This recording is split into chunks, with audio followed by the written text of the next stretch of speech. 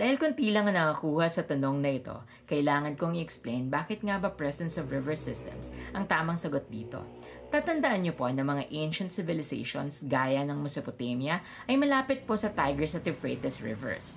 Ang Indian civilizations ay may Indus River, ang Egyptian civilization ay may Nile River, at ang Chinese civilizations naman ay may Yellow River. Bakit nga ba ilog ang naka-impluensya? By the way, tatandaan niyo po pula yung apat na early civilizations dahil paborito din po ito ng board. So, balik tayo. Bakit nga ba ilog?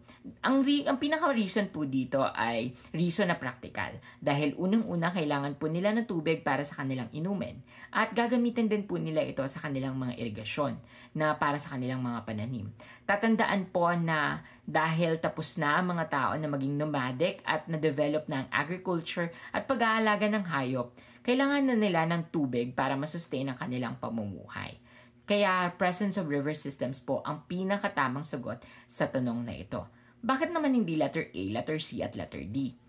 Ang unang-una po, ang mineral resources, kahit importante po siya, hindi po siya yung pinaka-priority sa panahon na ito. Dahil mas importante po na mabuhay sila.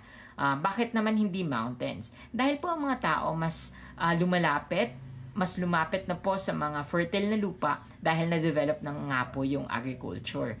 Yung mga malapit sa river, yun po yung mas fertile yung lupa, kaya dun po sila mas nag-settle. So, kaya po hindi po letter C ang tamang sagot. Bakit hindi naman dahil malapit sa oceans? Dahil later development na po ang malapit sa oceans. Mas malalapit po sa river systems ang mga naunang civilizations. Kaya po ang tamang sagot po dito ay presence of river systems. Yun lang po. Sana po may natutuhan kayo. Ako po ulit si Sir Justin na nagsasabing okay lang magkamali basta wag lang paulit-ulit na magkakamali. Salamat!